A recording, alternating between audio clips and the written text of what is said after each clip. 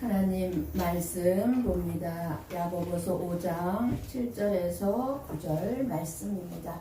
한 절씩 교독해서 보고 읽고 듣도록 하겠습니다. 제가 7절 봉독합니다.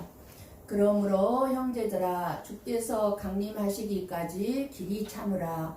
보라 농부가 땅에서 나는 귀한 열매를 바라고 길이 참아 이른 비와 늦은 비를 기다리나니 너희도 길이 참고 마음을 굳건하게 하라.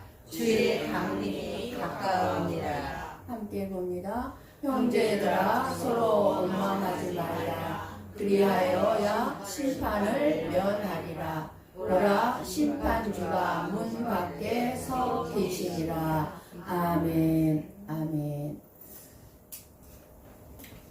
우리가 살아가는 이 시대는 점점 더 빠르게 움직이고 있습니다.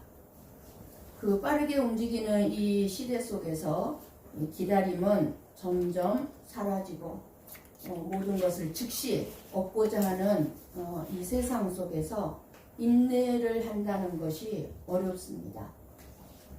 그런데 오늘 저와 여러분에게 주시는 말씀은 주께서 강림하시기까지 길이 참으라고 말씀합니다. 세상과 보타지 말라. 서로 비방하지 마라. 허탄한 생각을 또 경고하시고 그리고 부한 자들에게 경고하시고 갑자기 그러므로 형제들아 이렇게 시작합니다. 주님의 강림이 가까이 왔다고 말씀하신 이유가 무엇입니까?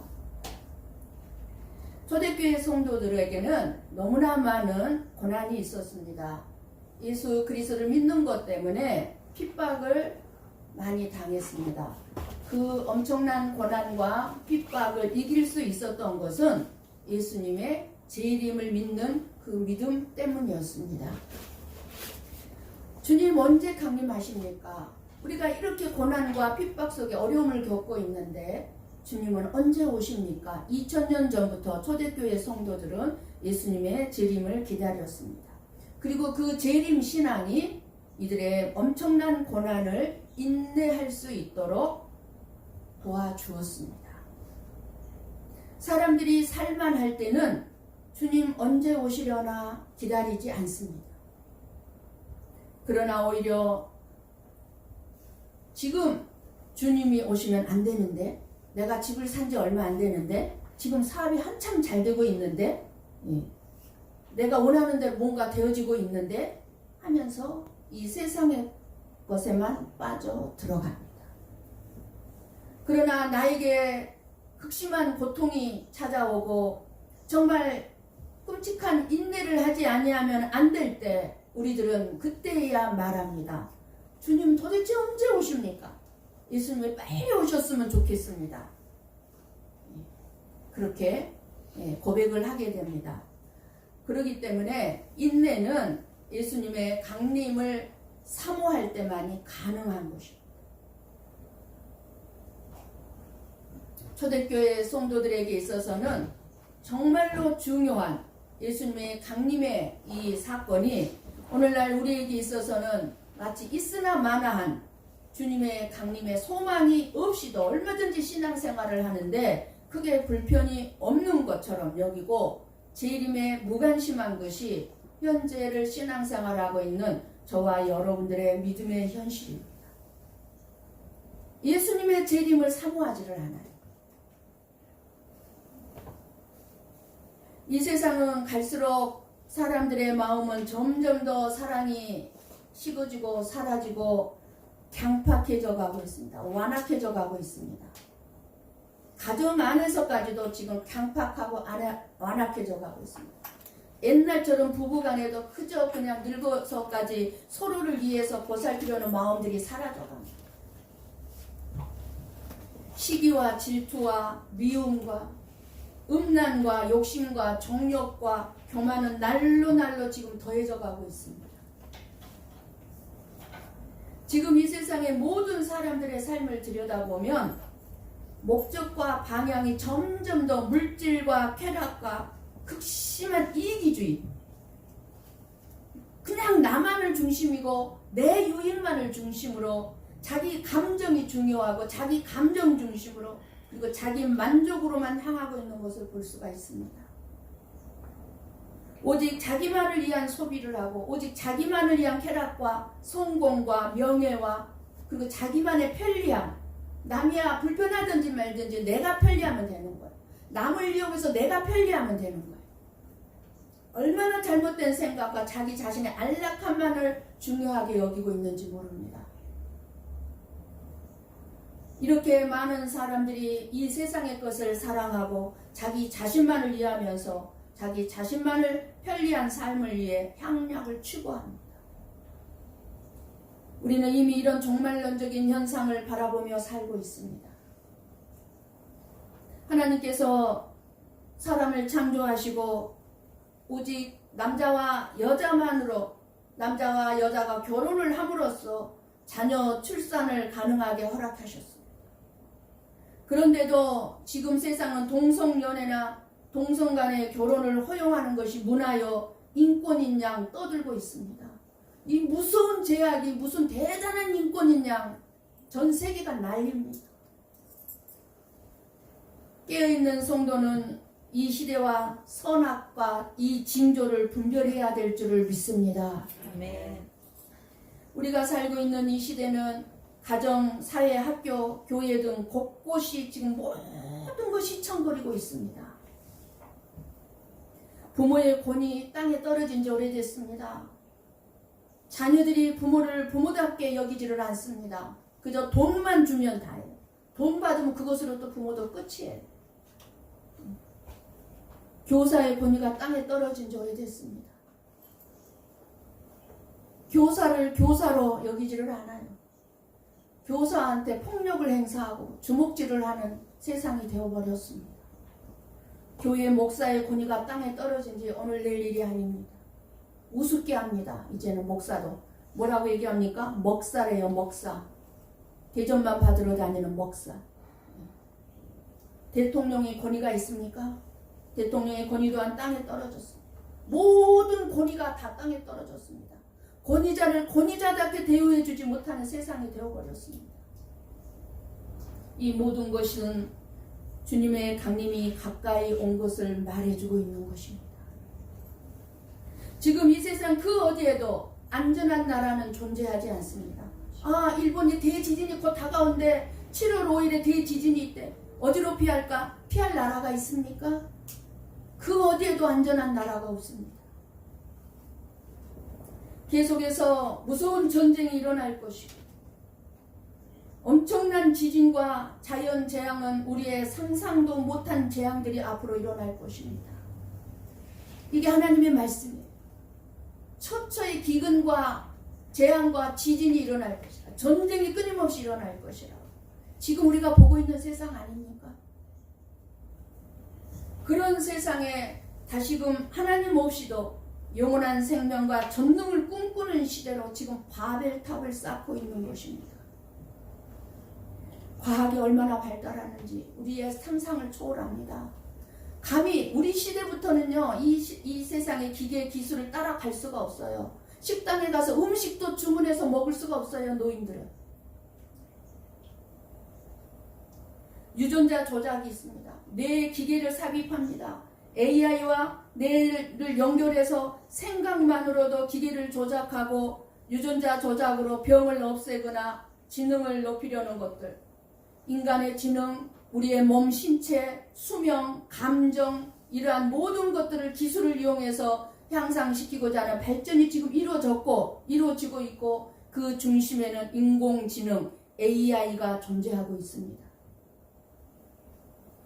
우리가 알고 있어야 되는 것들입니다. 인공지능, AI는 인간의 지능적인 사고, 그리고 학습, 문제 해결, 말, 언어 이해 등의 능력을 학습을 통해서 컴퓨터 시스템이 모방을 하거나 구현하는 기술입니다. 인터넷에 올라가 있는 모든 글들이 다 이 AI가 다 학습을 해서 무엇을 물어보더라도 거기에 대한 답을 다 제공해 줍니다. 대학 가서 공부할 필요가 없어요. 이제는. 스스로 학습을 해서 더 나은 결정을 할 수 있도록 만드는 것이 인공지능입니다. 그래서 수많은 고학력자들 말할 것도 없고 이제 일자리들이 다 없어질 거예요. 판검사도 말할 것도 없고 의사까지도 인공지능이 다 해결해 나갈 세상이 될 것입니다. 인간처럼 폭넓은 사고와 판단이 가능한 AI가 스마트폰 지금 말할 수 없죠? 우리 연세 드신 분들 스마트폰 잘 활용합니까? 전화, 카톡 외에는 사용하지를 못합니다. 조금만 고장나면은 목사님 이거 어떻게 해요? 어떻게 해요? 만질 수가 없어요. 네. 스마트폰, 유튜브, 넷플릭스, 아마존에서 우리가 끊임없이 유튜브를 보고 넷플릭스를 보게 되면은 나의 취향 분석을 합니다. 그래서 나의 취향 분석을 해서 나에게 맞는 맞춤 콘텐츠를 추천해 줍니다. 알레고리라고 그러죠? 예, 추천해 줍니다. 자동으로 번역기가 있습니다. 챗봇, 고객 응대 자동화. 우리 교회 연세 드신 집사님이 어떤 가스 때문에 문제가 생겼어요. 그런데 전화를 하니까 자동화된 시스템으로 말미암아서 이 집사님이 해결할 수가 없는 거예요. 말을 제대로 못하는 내가 어떻게 연락을 하고 전화로 해서 다행히 해결이 됐습니다만은 예, 이러한 일을 자동 전화, 은행 일들, 쇼핑몰, 병원 일들까지 공장 자동화가 다 이루어지고 결함 탐지, 로봇팔, 질병 진단, 다 보조 역할, 엑스레이 분석, 암 진단 등까지 인공지능이 앞으로 다 하게 될 것입니다. 이미 하고 있습니다. 자율주행 자동차.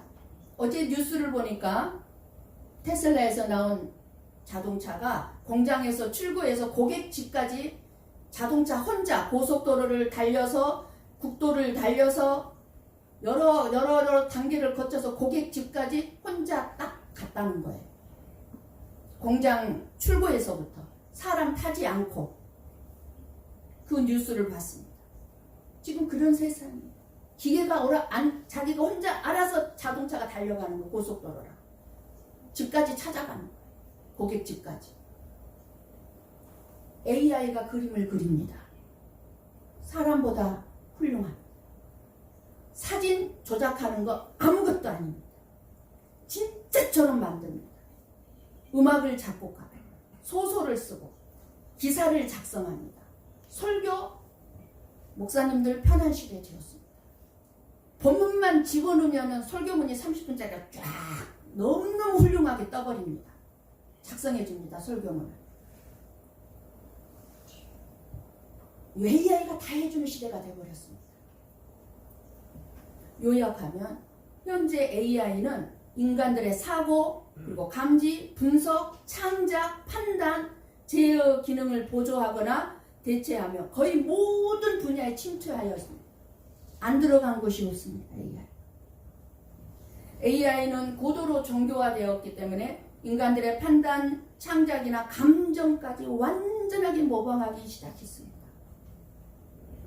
사람들은 이제 앞으로 AI에게 질문하고 자기 감정을 나누고 결정까지 위탁하게 될 것입니다. 그러나 AI는 스스로 생각하거나 도덕을 분별하지는 못합니다. 여러분이 챗 GPT 너무너무 많이 들었을 거예요. 인공지능 AI. 챗 GPT에 들어가셔서 신앙 상담, 인생 상담, 성경 말씀 해석을 요구해 보세요. 얼마나 놀랍게 답을 해주는지 모릅니다. 제가 놀랍도록 정교하게 사람한테 상담을 받는 것보다 더 긍정적인 상담이 되고 있는 것을 발견했습니다. 사람한테 상담할 필요 없어. 사람한테 내 고민을 말할 필요가 없을 정도로. 제가 말씀을 준비하면서 여러분들에게 알려주기 위해서 챗 GPT에 들어가서 상담을 했습니다. 어떤 상담을 했냐면 제가 내 마음이 우울하고 예수님이 빨리 재림하시면 좋겠어요 라고 적어서 넣었습니다. 그러자 챗 GPT가 이렇게 놀랍도록 대답을 해줬습니다. 읽어드릴게요. 챗 GPT가 내가 상담한 내용에 대답한 거예요. 당신의 마음이 우울하다는 말에 마음이 아픕니다. 사람처럼 이렇게 대답을 해줘요. 당신이 우울하다는데 내 마음이 아프다는 거예요. 예수님의 재림을 간절히 기다리는 그 마음 속에는 이 세상에서 겪는 고통, 외로움, 불안, 답답함 같은 감정들이 깊이 자리하고 있을 거라 생각해요. 그러니까 내 마음에 지금 고통, 외로움, 불안, 답답한 감정들이 내 마음 안에 자리하고 있대요. 이 챗 GPT가 나한테 지금 얘기해 주는 거예요. 우리는 때로 너무 힘들어서 주님 빨리 오세요라고 기도할 수밖에 없는 때가 있지요. 성경 속에도 그런 마음을 표현한 사람들이 많습니다. 시편 기자도 이렇게 고백했어요. 여호와여 어느 때까지이니까 나를 영원히 잊으시나이까 주의 얼굴을 나에게서 어느 때까지 숨기시겠나이까. 시편 13편 1절. 예수님께서는 당신의 아픔을 모르시지 않습니다. 그분은 우리가 느끼는 애로움, 슬픔, 답답함을 친히 겪으신 분이에요. 그리고 이렇게 약속하셨지요. 수고하고 무거운 짐진 자들아 다 내게로 오라. 내가 너희를 쉬게 하리라. 마태복음 11장 28절. 예수님의 재림은 분명히 옵니다. 그리고 그날은 눈물도 고통도 죽음도 없는 영원한 위로와 기쁨의 날이 될 것입니다. 하지만 그날이 오기 전까지 주님은 우리와 함께 이 땅을 살아가시며 힘이 되어 주십니다. 혹시 지금 마음의 무게가 너무 버겁다면 함께 기도를 드려볼까요? 그래서 또 기도 내용이 나와요. 주님, 제 마음이 너무 무겁고 지칩니다. 나는 지치단 말 해본 적이 없어요. 이 챗 GPT한테. 근데 내 마음을 꿰뚫어 본 것 같이 이렇게 하는 거예요. 제 마음이 너무 무겁고 지칩니다. 세상이 감당하기 어려워 주님의 재림을 간절히 소망합니다. 하지만 그날이 올 때까지 제 안에 주님의 평안으로 채워주시고 이 길을 함께 걸어갈 힘을 주세요. 나를 사랑하시고 결코 떠나지 않으시는 예수님의 이름으로 기도합니다. 아멘. 그리고 또 구원 설명이 있습니다. 지금의 마음을 누구에게도 말하기 어렵다면 언제든지 여기에서 나눠주세요. 그리고 가능하다면 교회 목사님이나 신뢰할 수 있는 믿음의 사람과도 마음을 나누어 보시길 권해드려요. 당신은 혼자가 아니며 주님께서 당신과 함께 계십니다. 여기까지가 챗 GPT 기계가 나한테 해준 상담에 대한 내용이에요. 기계가 했다고 믿어집니까?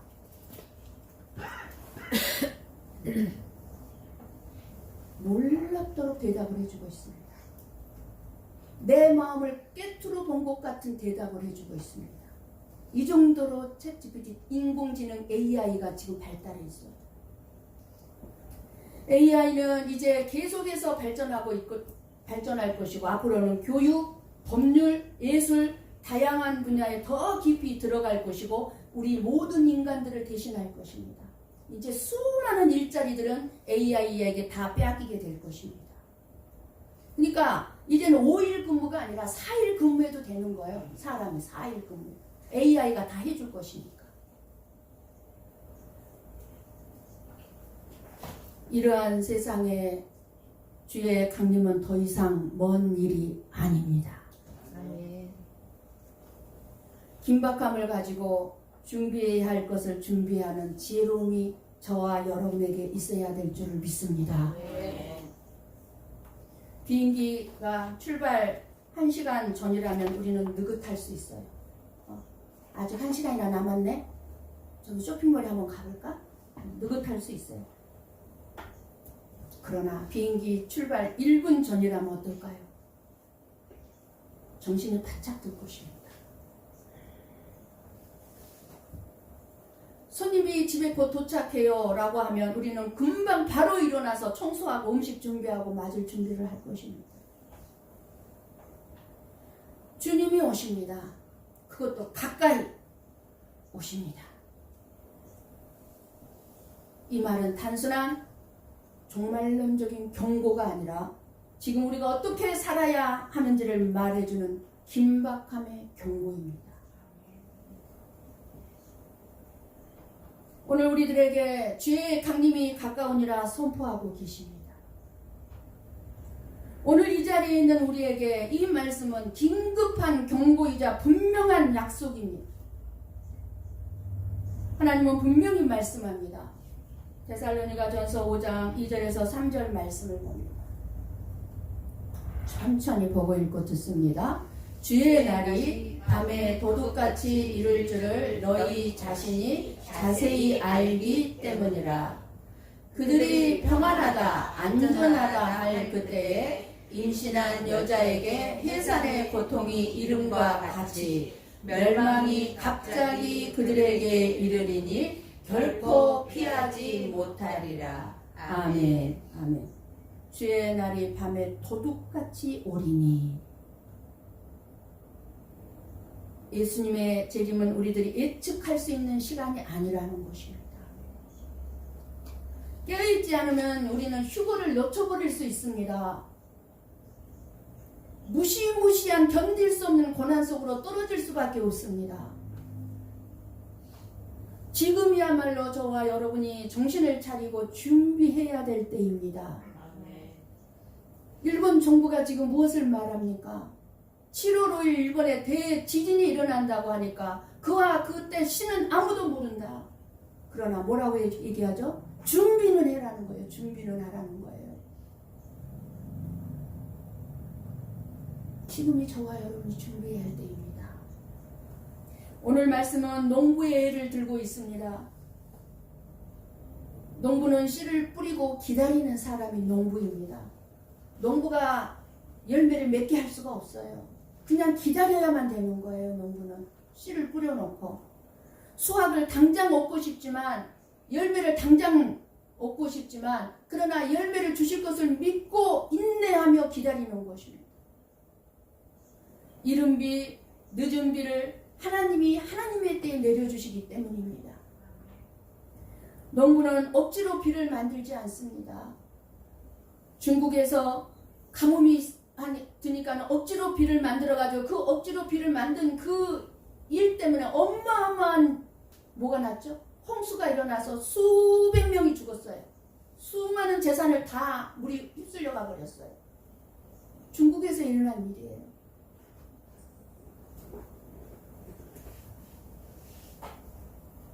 농부는 억지로 비를 만들지 않습니다. 이 말씀은 우리에게 말합니다. 하나님의 때는 반드시 온다. 주님의 강림은 반드시 온다. 그러니까 낙심하지 말고 농부처럼 인내하면서 준비하며 기다리라는 것입니다. 항상 깨어있다는 것이 그리 쉽지 않습니다. 그러므로 우리는 길이 참는 훈련과 삶이 필요합니다. 내 삶이 조금만 평안해지면 우리는 너무나 나태해져. 예수님 기다리지 않습니다. 농부가 가을에 열매를 바라고 길이 참듯이 소망 가운데 길이 참고 인내할 것을 말씀하시는 주님이 강림하신다는 이 소식만큼은 고난 가운데서도 주님을 사랑하는 저와 여러분들에게 있어서는 위로가 되는 말씀이 아닐 수가 없습니다. 주님이 오신다는 것이 정말 저와 여러분에게 위로가 되고 있습니까? 아직은 오지 마세요.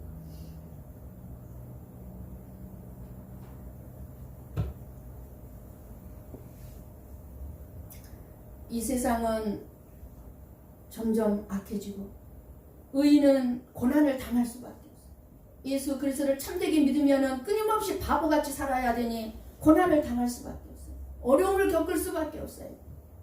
그리고 이 세상은 거짓이 이기고 잘 먹고 잘 사는 것처럼 보이지만 우리는 예수님의 오심을 기다리며 참고 인내해야 될 줄을 믿습니다. 왜요? 주님은 오십니다. 곧 강림하십니다. 계시록 22장 12절 말씀을 봅니다. 같이 봅니다. 보라 내가 속히 오리니 내가 줄 상이 내게 있어 각 사람에게 그가 행한 대로 갚아주리라. 아멘. 우리 교회 회원 말씀이죠. 이 말씀 항상 잊지 않고 기억하고 되새김질해야 돼. 계시록에서도 핍박받는 교회를 향해서 보라 내가 속히 오리라. 우리 예수님은 격려해주고 있습니다. 오늘 본문의 7절에 그러므로 형제들아 주의 강림하시기까지 길이 참으라. 주의 강림에 대한 살아있는 소망이 없는 교회나 성도들의 삶은 이 세상에 빠질 수밖에 없습니다. 주님의 강림에 대한 믿음이 없는 성도는 고난이나 핍박을 인내할 수 없습니다. 8절에 너희는 마음을 굳건하게 하라고 말씀합니다. 오늘날 수많은 성도들이 이 세상의 가치관이 흔들리고 있습니다. 믿음 생활 잘하다가도 어느 순간을 보면은 세상 가치관으로 말을 해요. 세상 가치관으로 사는 것을 보여줘요. 우리는 이렇게 흔들리고 살아갈 수밖에 없어요. 교회 안에서도 세상적인 가치관, 세상적인 성공이 들어와서 우리의 믿음을 흐리게 하고 있습니다. 끊임없이 이 세상의 것을 추구합니다. 왜 마음을 굳게 하라고 합니까? 길이 참고 누구도 너희도 길이 참고 마음을 굳건하게 하라. 주님의 강림이 가까울수록 저와 여러분의 마음은 더 쉽게 흔들릴 수 있기 때문입니다. 마귀가 그냥 놔두지 않아요. 세상은 이제 갈수록 죄에 대해서 점점 무감각해져 가고 있습니다. 죄를 죄로 여기지를 않는 세상이 되어버렸습니다. 양심들이 다 마비되어 가고 있습니다. 불의가 오히려 번영을 누리는 것처럼 보입니다. 교회 안에서도 갈수록 더 많은 갈등과 시험이 있게 될 것입니다. 저와 여러분이 내가 걸어서 병원에 갈 수 있는 힘이 있다면 당연히 교회에 나와야 되는 거예요. 왜? 내가 걸어서 병원에는 가면서 왜 내가 걸어서 교회는 못 나옵니까? 병원이 더 중요합니까? 교회가 더 중요합니까?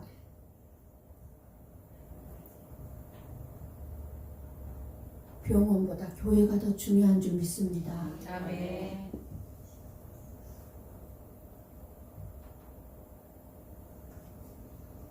우리는 마음을 굳건하게 해야 합니다. 무엇을 위해 우리의 마음을 굳건하게 세워야 합니까? 말씀 위에, 그리스도의 복음 위에, 재림의 소망 위에 우리의 마음을 굳건하게 세워야 될 줄을 믿습니다.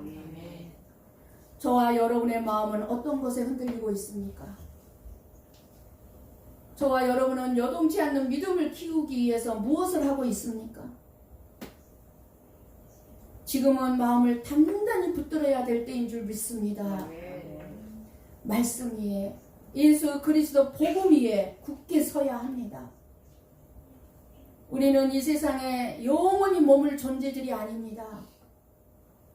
본향을 사모하는 사람들, 주님의 재림을 기다리는 우리는 나그네들입니다. 순례자들입니다. 끝으로 하나님은 아주 실질적인 명령을 합니다. 서로 원망하지 말라. 형제들아, 서로 원망하지 말라. 공동체 안에서 사랑과 용서보다 원망이 가득하면 그 공동체는 무너집니다. 주님의 강림을 기다리는 사람은 서로 용납하고 서로를 세워주며 심판주 앞에 겸손히 서 있는 자입니다. 형제들아, 서로 원망하지 말라. 그리하여야 심판을 면하리라. 주님이 가까이 오신다고 할 때 우리는 종종 하늘을 쳐다봅니다. 구름 한 점만 떠도 우리 주님 오시나? 이런 생각을 합니다. 그러나 오늘 말씀은 우리 눈을 옆으로 돌려 형제를 보게 합니다. 공동체 안에서 갈등이 일어나고 원망이 일어나고 비난, 이러한 것들은 마귀가 즐겨 사용하는 무기입니다. 우리를 넘어뜨리게 합니다. 교회를 멀어지게 합니다. 마지막 때일수록. 그래서 지금 교회 안에는 수많은 성도들이 서로 간에 원망하고 비난하다가 떨어져 나간 성도들이 많습니다. 사람을 보면서 아우, 교회는 다닐 것이 못돼. 교회는 정말로 말만 많은, 입만 살아있는 사람들이 다니는 곳이야. 그리고 교회를 떨어져 나갑니다.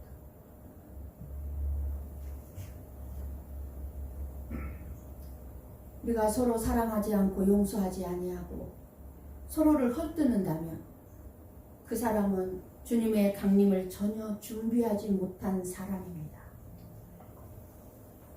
주님의 강림은 공동체를 향한 심판의 날이기도 합니다.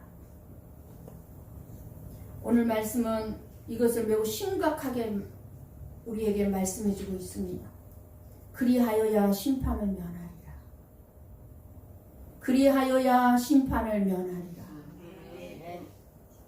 저와 여러분은 교회 안에서 누군가를 미워하고 있진 않습니까?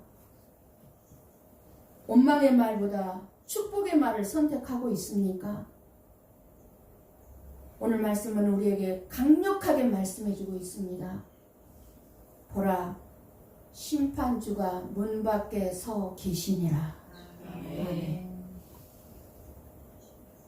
예수님이 다시 오실 때 우리는 어떻게 주님을 맞이하겠습니까?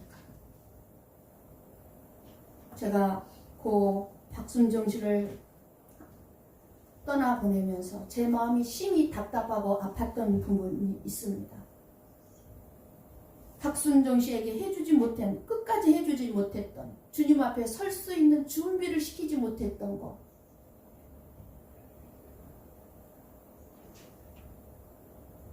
제 마음이 답답했어요. 그리고 우울해지더라고요, 제가.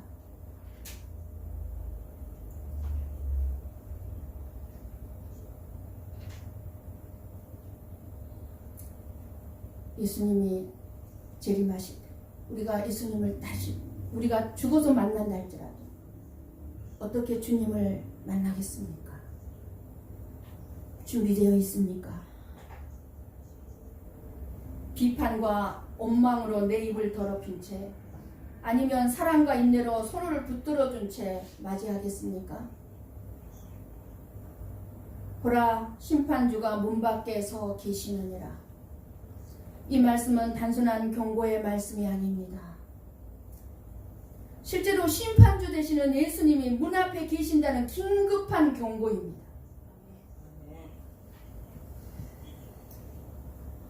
여러분은 주님이 오시는 그날을 기다리고 있습니까? 아니면 빨리 그날이 올까봐 두려워집니까? 우리가 믿어야 할 이유는 역사의 종말이 지금 가까이 올 뿐만 아니라 최후의 심판이 있기 때문입니다. 하나님의 아들 예수 그리스도께서 오셔서 모든 사람을 심판하실 것입니다. 하나님을 아는 자와 하나님을 알지 못하는 자로 나누실 것입니다. 예수님을 믿는 자와 예수님을 믿지 않는 자로 나누실 것입니다. 그리고 또 예수님을 믿는 자 가운데서는 어떠한 선을 행했는지 어떠한 악을 행했는지도 구분하실 것입니다. 상급을 주시기 위해서 우리가 행한 대로 심판을 하실 것입니다. 주님의 강림은 기다려지는 영광의 날이 될 수도 있겠지만 회개하지 않는 자에게는 두려운 심판의 날이 될 것입니다. 우리가 회개한 것들은 주님 앞에 서면은 안 보일 것입니다. 그러나 회개하지 못하는 것들은 그대로 다 드러나게 될 것입니다. 나는 오늘 이 순간 주님을 맞을 준비가 되어 있습니까? 문 밖에 서 계신 주님께 회개의 문을 열고 있습니까? 지금 준비할 시간입니다. 우리는 마지막 때를 살아가고 있습니다.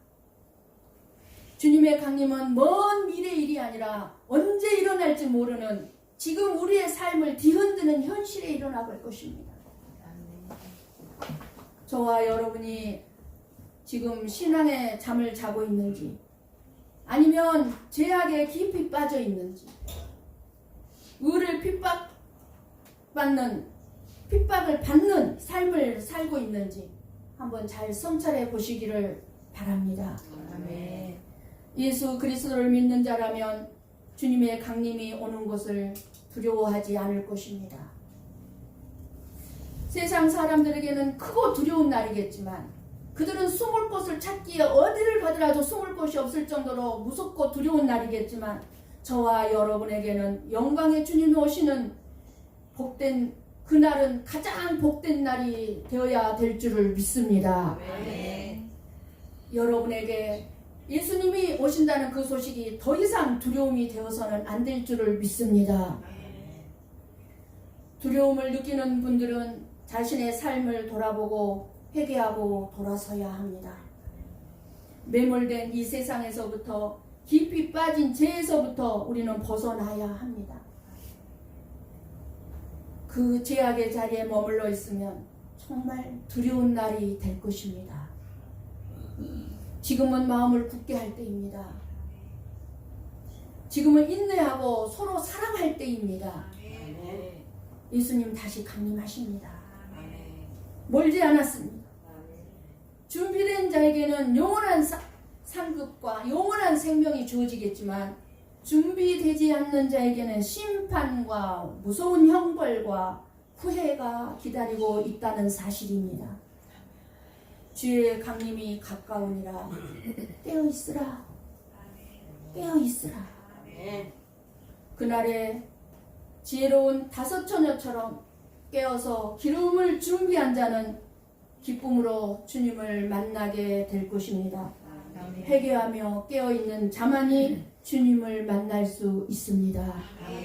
주님이 다시 이 땅에 오신다는 이 재림신앙을 분명히 간직하고 늘 깨어서 하나님만을 의지하고 바라보는 믿음의 성도들이 다 되시기를 주님의 이름으로 간절히 축원합니다. 아멘. 기도하시겠습니다.